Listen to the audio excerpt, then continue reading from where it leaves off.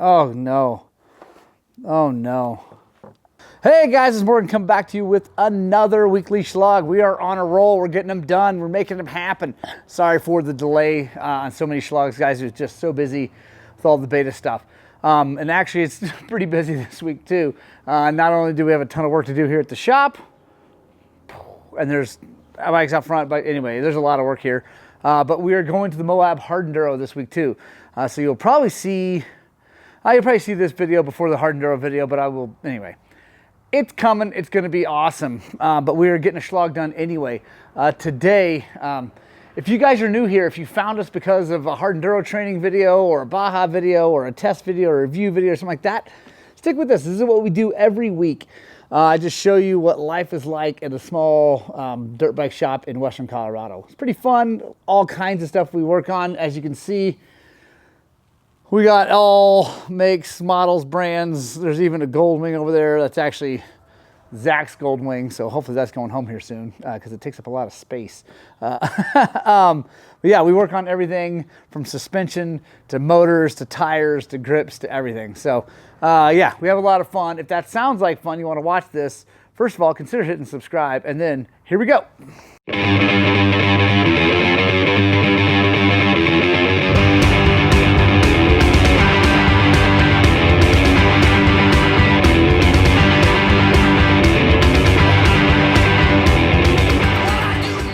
All right, guys, first on the lift is the CRF 250R.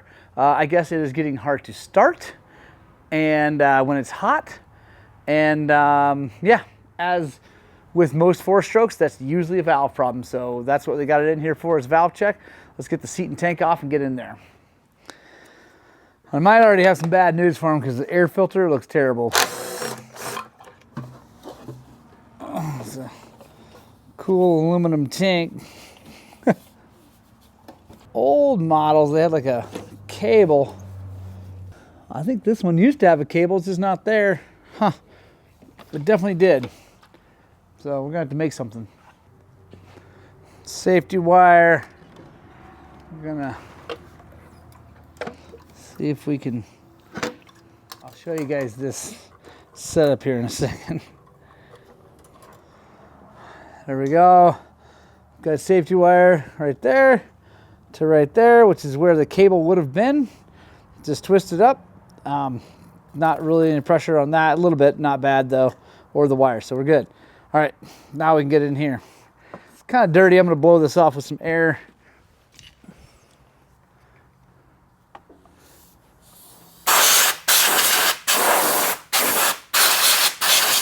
So guys, we gotta get the spark plug out, spark plug cap out at least. Took that back there. These two bolts. Get this breather hose off. All right, should be able to get in there and get that out. I'll bring you back in. Oh wait, let me show you the air filter. This is no good. This looks very dry. Oh look, you can see that's not good at all. Let's back here. Let's see how bad it is. Oh man, people. People.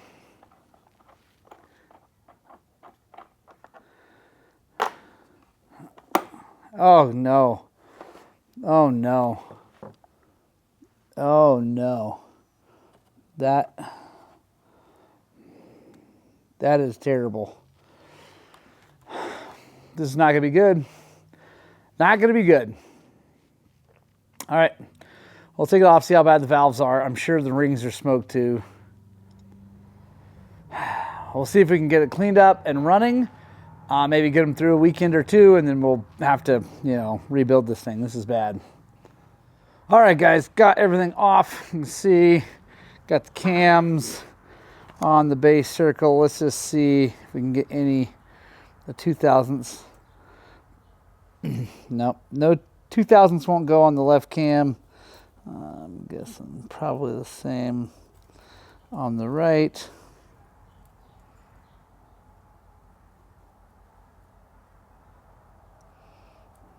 Yeah.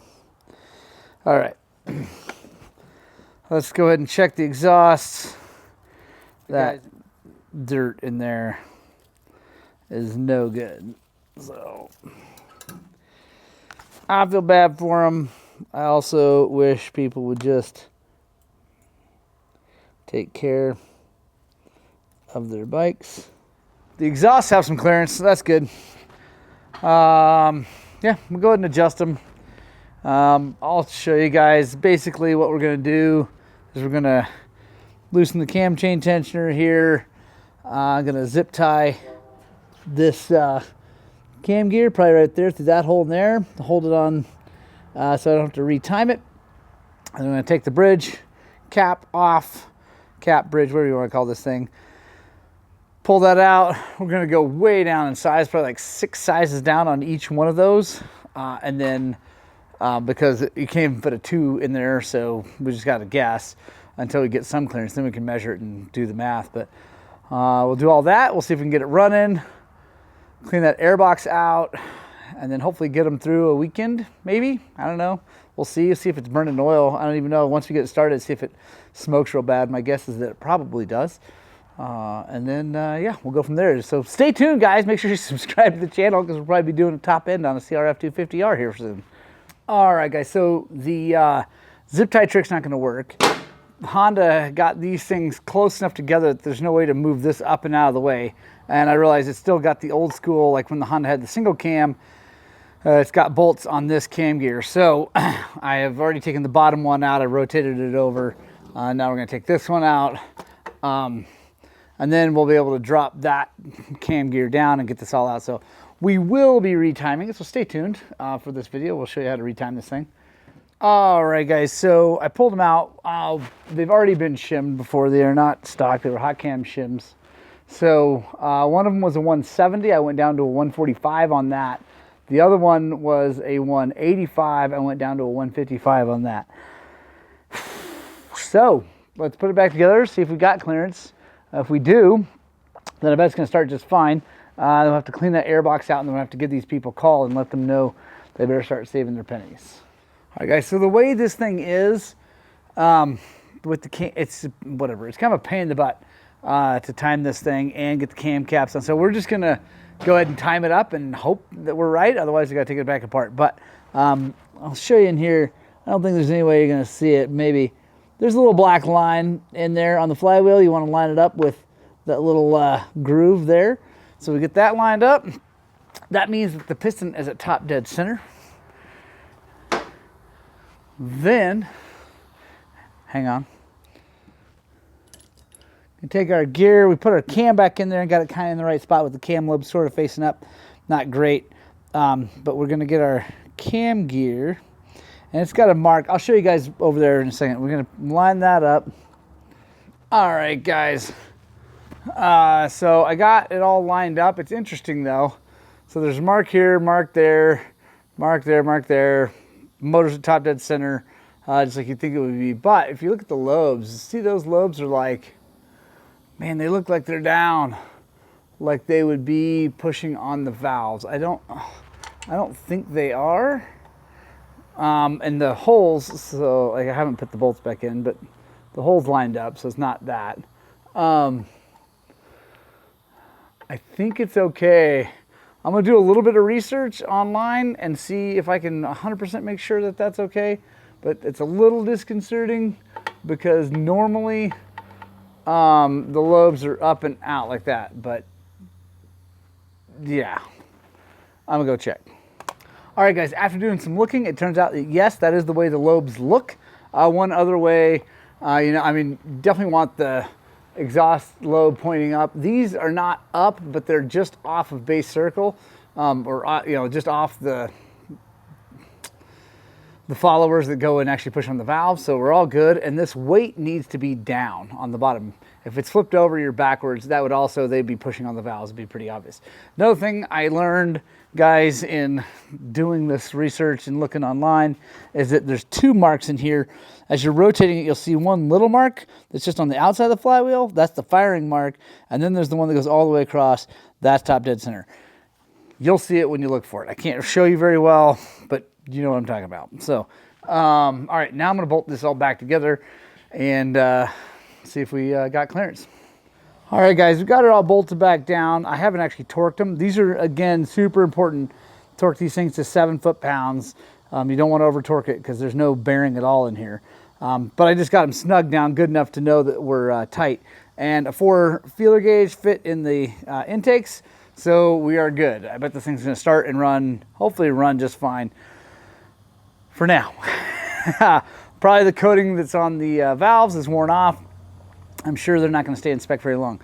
Before we do anything else, though, we got to make sure we put our Allen bolts back in here, and we're going to thread lock those here, and then we'll rotate it over to thread lock the next one, and we should be good to go. But first, actually, before we do that, before we turn it over, we got to make sure we torque these all to 7 foot-pounds. Then we'll do that. Then we'll put the cover back on, and then we'll try to start it. All right, guys, we've got it all, you know, back together. Not really, but, you know, back together enough to see if she starts. I got to set you down because I got to pull the clutch in on this thing. Let me show you something, though. Got that way nice and clean, and I'm really excited about this stuff, guys. I use this stuff I'm super excited about. If you've watched the other video about the Tusk gloss coat, now they also have first line contact cleaner. That stuff is bad to the bone. It's like a brake cleaner, any normal contact cleaner. That stuff works super, super well. I just sprayed it all in there, put a rag in the actual intake, sprayed it in there, blew it out with the air hose. It came really, really clean. I mean, really clean. So, really like that stuff, guys. Everything's on sale right now with Rocky Mountain ATV because they just brought out those chemicals, the first line chemicals. They got more stuff coming, by the way, so stay tuned. But yeah, I like that stuff a lot.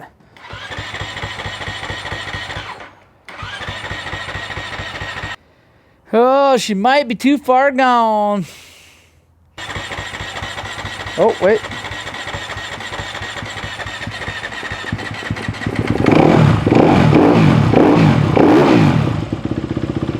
All right, guys, that could have been from all that brake clean because I sprayed a bunch in there, even though the rag was in there.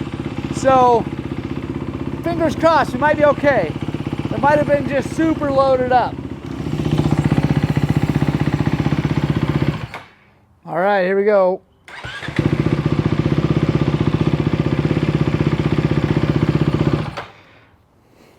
All right, I think we got the problem solved for now. I don't see a bunch of smoke coming out. Still think the valves are going to wear out really fast. The top end's probably iffy, but we might get a weekend or two out of it, maybe more. We'll see. Stay tuned. We'll let you guys know for sure. Make sure you hit the subscribe, little notification bell, and all that good stuff. All right, guys, next on the lift is this beautiful Husqvarna TE300. I think this is the Cool Guy Graphics one. What do they call it? The Heritage Edition. I think that, anyway, it's awesome. It's beautiful. And all we're doing is putting a shock on it, or a shock spring on it, excuse me. This gentleman is bigger than the 175-ish pounds this thing was built for from the factory. So we're putting a rear spring on it. The fork springs with the preload adjusters, we can actually get those dialed in. So, but the shock spring, not so much. So yeah, we're going to do that. It's not much of a, not that exciting of a deal. Just going to take the seat, tank off. We're going to flip the subframe up just a little bit because that is the easiest way I have found to get these things out of here. We'll take the pipe off. It's just kind of a pain in the butt, but yeah, we'll get this all done. They come with a 4.2, which is actually lighter anyway. That's actually probably lighter than like 175. It's crazy. It's weird. These manufacturers, KTM being one of the worst, and I know KTM, Husqvarna, gas, whatever. They'll put the same rear spring on every bike from a 125 to a 500 or 501. It's silly. I guess they get a deal on springs, so they just do one spring, all of them, probably assuming that you're going to change it. So anyway, let's get after that. So this is how far I go to get the shock off. Now I think I have done it before where you undo the dog bone and drop it out the bottom, but when you have one of these beaver tail things on there, that makes that really hard. So you got to take the skid plate off and all that. Anyway, honestly, this isn't that bad. I have complained in the past about this, but it really didn't take me long. Tank off, that's pretty easy, obviously. Seat off. Honestly, the hardest part of this whole thing is the airbox cover on these freaking Husqvarnas is so stupid to get off of there. I hate it. So, without breaking it. Anyway, so I got that off. Comment below if you've broken an airbox cover. I have. Wasn't on my bike, so I had to buy one. That was fun. So yeah, airbox cover off, seat off, tank off. Loosen clamp on the intake boot. You don't have to take any of the plugs out or anything like that. You can leave all that on there. Don't have to take this hose off. Just leave it on there. You don't have to go up too far. Subframe bolts. Loosen the top subframe bolts. Pipe off. That took me about 10 minutes. So that's not that bad. Now we're going to take our 4.2 shock spring off. Put our 4.8 shock spring on. And we should be good to go. Guys, I've mentioned this before, but on these plastic collared shock, preload adjusters, this little locking mechanism, clamp, whatever, make sure you don't over tighten that, guys, because if you do, it squeezes the shock body, which then will make the piston go up and down and wear the anodizing off of there, and then you ruin your shock body. Got a bunch of issue. Anyway, it sucks. Don't do that. Just barely tighten it down till it touches. Like there's a little thing. Right as it touches, stop. There you go. Yeah, no worries. That'll be fine because we're probably planning on putting it on at the race anyway. So, boom, shiny new spring. Use our Tusk contact cleaner. Get this thing nice and clean. Get those threads really clean because that is huge on these plastic collar preload adjusters. If those threads aren't clean, man, they absolutely suck. So I do that, and then take a little bit of the Z-Max lube because it's not super sticky, but it does hang around, and that will get us keep those threads lubed up.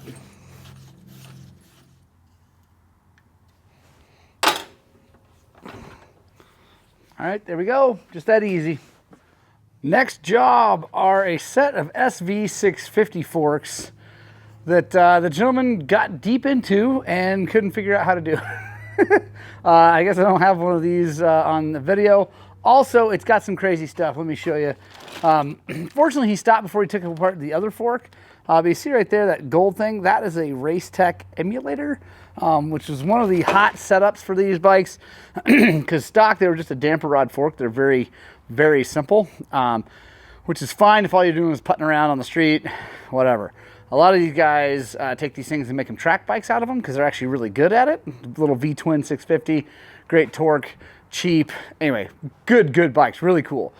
Suspension suffered, so they made emulators for them. They did all kinds of crazy stuff, different forks totally, but if you wanted to race in a certain class, you need to look stock from the outside. So fortunately, he didn't take the other one apart because I really don't know how these things look inside there. So we're going to start with this one. We're going to do seals and bushings on this one, and hopefully that's going to give us an idea of what we have to do on this one to put it back together.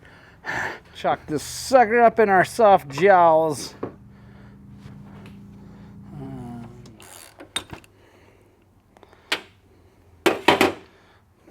All right, so what we're going to do now is I'm going to take it all out in order and set it down here in our tray.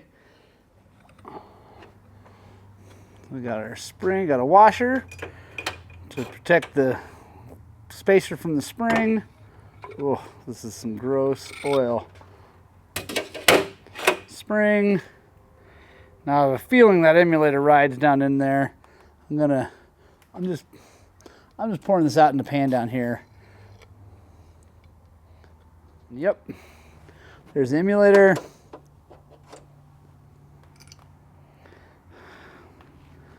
I think that's it that he's going to have in here. Yeah, so now I'm going to flip this thing upside down and let it drain. And while that's draining, have a cup of coffee. How are you guys doing? Oh man, it is busy, busy, busy here this week. You'll notice on this Shlog, at least this first part of this Shlog, it's real quiet. Just me, Zach and Leandra are off on a little mini vacation. I think I mentioned that earlier. So they'll be back tomorrow, but I am here hammering down, trying to get things done. Moab Hard Enduro guys is coming. I'm really excited about it. I've been putting the work in. I feel like I've got a shot to not completely suck. I don't think I got a shot to do anything extraordinary, that's for sure. But I think I feel good. I feel like I'm in pretty good shape. I've been losing some weight. You probably can't tell because I'm wearing this and I'm still fat. But I am dropping weight, which is good, and getting stronger. So super psyched about that. I can't mention enough how great Don Funk is. He's my trainer. He's here in town. He also offers training around the planet. He uses Coach RX as his platform, his app, and it's great. Like, I get a workout every morning that I got to complete and get done and whatever, and send it back, and we go back and forth. Fortunately, he's here in town, so I actually see him at the gym also. But yeah, it's great, and he's got great drills on the bikes and just cool functional fitness things specifically for dirt biking. So reach out to him. I'll put a link in the description here for his phone number. You can also see him on Facebook. His company's called Movement Medicine, and yeah, Movement Medicine, and yeah, he's an awesome dude. So yeah, let this thing drain. We'll get right here. We'll take it apart. All right, now we have to, there's a bolt in the end of this Allen, and this guy left the spacer in here, so we got to get that out.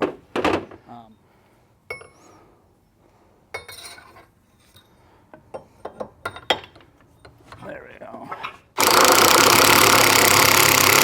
There we go. Part.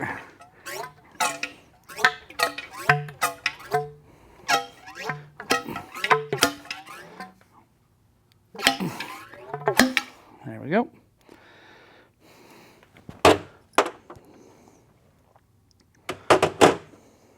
There's that. That's crazy. It's plastic in this thing. And here's all our parts we're going to take off. All right, everybody. It's time to go back together with this sucker. Everything cleaned up.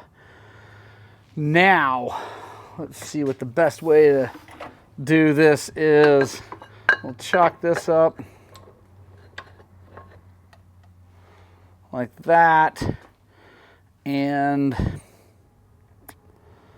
let's get our new parts. And this guy brought me these parts, guys. I'm not super happy about it. Like, I don't love all balls fork parts at all, but it's what we got. It's what he wants in there. You know, he was going to do this all himself, so I think that's how that happened.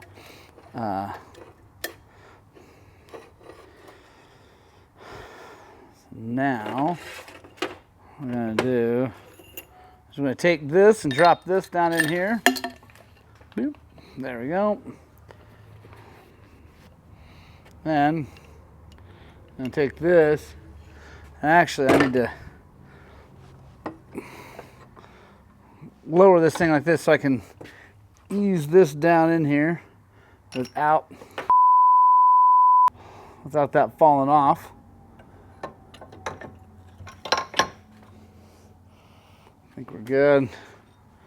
I don't trust that. Oh, hey, look at that. So that actually fits right in there. So that's cool. I'm going to just do that. I wonder if that's part of the emulator thing. Anyway, it probably is, because I don't think these had that. So normally that damper rod just goes all the way to the bottom, you know, first. And anyway, that's what slides up and down and all that stuff. So I believe that is probably part of the emulator situation. I'm going to try to run it in with the electric, and then I'm going to start it. There we go. Drop our holder in here. And no, this is not the exact right holder. I thought I had the right holder. I don't. But that one provides enough friction on the end of that damper rod when I push on it hard that it will hold it in place.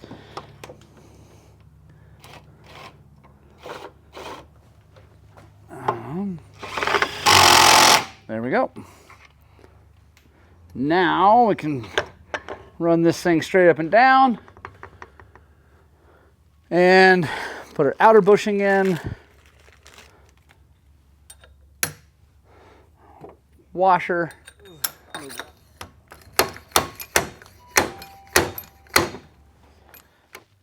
Now I gotta figure out how much oil to put in it, because I'm guessing it uses a different level maybe than normal. I don't know. We'll figure that out. I'll be right back. Everything I looked said like 489, 491, which is 2 milliliters. Anyway, we're going around 480, or around 490, excuse me, of 10 weight. So I think that should be good. And since it's just a capacity, we don't need to worry about bleeding it, because it's an open bath. It will just bleed oil out and or air out. So take our emulator, we're gonna drop that down. I guess I should have paid attention to that.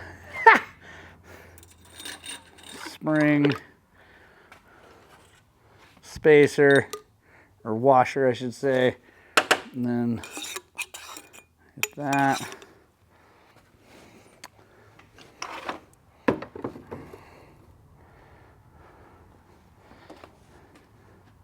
And there is a washer on the top.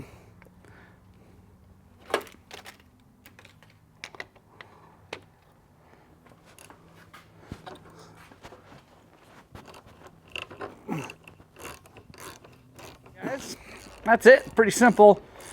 It's even more simple if you don't have that emulator, because it's like one less thing to put in there. And all. Anyway, so these are super simple forks, guys. If you have a 650, SV 650, something like that, highly recommend you learn how to do this yourself, because there's no reason to pay guys like me. Because, we charge, on the bike, it'd be over $300 for this. So there we go. I'm going to do the other one. You don't need to see that. And we'll get on to the next job. All right, guys, that is going to be the end of the Shlog. Got to get ready to go to Moab. I'm leaving tomorrow morning. I'm actually down here late at night. It's late. Getting the beta ready. If you watch some of my videos, you know that it overheated. The fan didn't work. It turns out it was absolutely this thermo switch that failed. So we got a new one on there. I tested it. It works good. It's all full of Evans coolant now. So shouldn't boil even if it does get super hot. Also, we went ahead and put the Moto's pipe on there. I know that is probably the worst decision ever as far as aesthetics, but I'm psyched because I love the way their pipes work. They make good low-end power, and why not see how we fare legit hard enduro with that pipe. Fingers crossed it makes it through. I know the pipe will make it through, because actually it's super, super tough. That's honestly why I went ahead and put it on there. That's not because I think it's going to be pretty, although it is very pretty. I want it on there because it's super strong, super burly, and it's going to get through the race no matter what. We also changed the oil. Air filter's good and go. Bike is ready, guys. Bike is 100% ready. I think I'm pretty darn ready. I definitely have more training and stuff like that to do. I'm still on my way into like this new phase of my life of actually training and caring about my body again, because I'm old and it takes just more effort. So I'm not there yet. I'm not to the fitness level I want to be at or think I will be at, but I'm on my way and I feel pretty darn good. We got the giant 140 X grip escalator on there with that cool Tax Pro half moose deal and the double secret stuff. Right now it's got like 100 pounds in it, but we're going to drop that down obviously for the race. I got our double secret stuff in there too, acting as a rim lock, or I can't talk about it. Anyway, it's awesome and it's freaking cool, especially for this hard enduro stuff. So yeah, bike's ready, guys. Shlog was awesome. I did not show you this thing, so stay tuned. WR 450, old one. That'll be on the next week's Shlog. I didn't show you tearing down, but I will show you putting it back together. Zach's been hammering out tons of work. We still have lots and lots of things to do, so make sure you subscribe. Make sure you check out our sponsors in the links below, guys. Rocky Mountain, ATV, Onyx, XC gear, TBT racing. It goes on and on. First Track Motorsports. Actually, massive thank you to Ben at First Track Motorsports. So if you need some kind of cool stuff, Euro stuff, go to firsttrackmoto.com/Highlands cycles with an S. There's a link in the description. Go there, buy some cool stuff, Carapax foot pegs, mitigator stuff, Enduro hog stuff that's really hard to get here in the US. Also, he's the one who got me the X-Grip tire and the Tax Pro Moose. So if you need one of those, get it from Ben. If you use our link, you'll save some money. So I love you guys. Yeah, time to go do this. As always, guys, please get out there, spread the gospel of two wheels. And I desperately hope that what we're doing here at Highland Cycles is inspiring you guys to work on, but way more importantly, get out and ride your dirt bikes!